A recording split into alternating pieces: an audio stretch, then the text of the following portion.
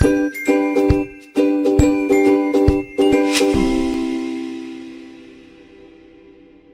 everyone, welcome to the very first lesson on virtual online course creation, and this is going to help you into organizing your content for what you're going to be teaching online to your students. Okay, now I titled this sample course Model United Nations Simulation.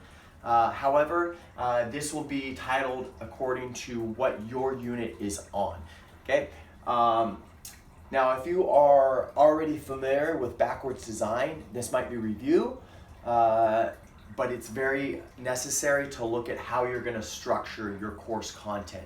If you're new to backwards design, this is going to help very much, not just for structuring your online course during this month that you have off, but it's also going to help you in terms of your planning for scheduling units when you get back to school. So we're going to start with looking at, if this is a timeline of the actual course, what is it that we want students to do by the end? Okay, so after we've already listed out what those big understandings are for a particular course we're designing, we're gonna wanna put at the end, well, how are students going to demonstrate that? So in this particular case, when it comes to students demonstrating understanding of how to research, how to gather that research, put together a proposal, and how to have a conference, well, by the end, the summative assessment, that last piece, is that students are going to have a Model United Nations conference.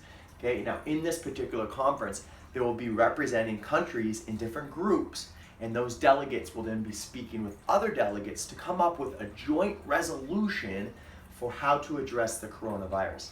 Now, I'm making this applicable to real world. It's good for you to also make your course applicable to something in the real world, and then work backwards from there.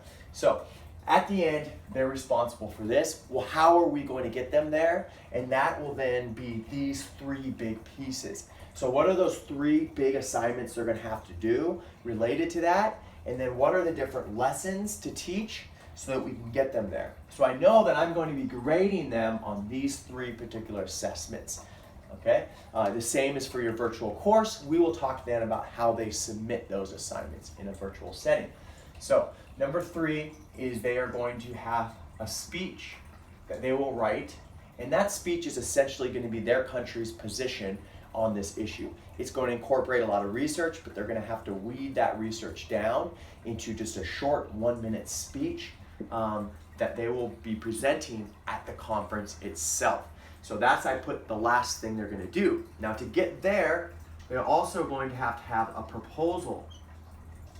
Now the proposal is in a very formal format. There's a lot of standards that we're going to hit along the way. It's going to be 1.5 pages to 2 pages. It's going to state their country's position on the issue of the coronavirus and what past action it's taken when it comes to health-related emergencies.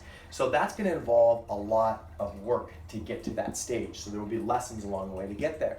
Now, to get there to that proposal, of course, they're going to have research cards due. Now this is all the research that they have conducted that they will need to conduct to get to the proposal. And of course there's going to be a lot of lessons that are related to how to be a good researcher, how to gather information, how to take those notes. And then as teachers we know, okay, these are the 3 things that we are going to ask them to submit in that shared virtual platform.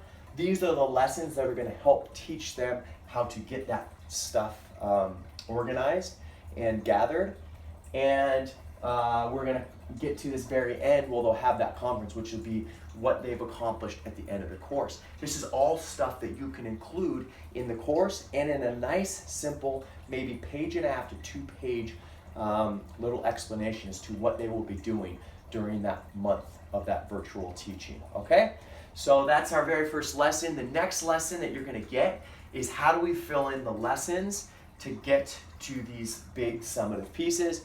Then the next one after that will be how do we load that into our virtual platform. Whatever virtual platform that you're using, it might be Google Classroom. I'm going to use Teachable to show you how to load it in there because it's quite easy as well. All right, so I will see you then for the next lesson. I hope this has been very informative for you.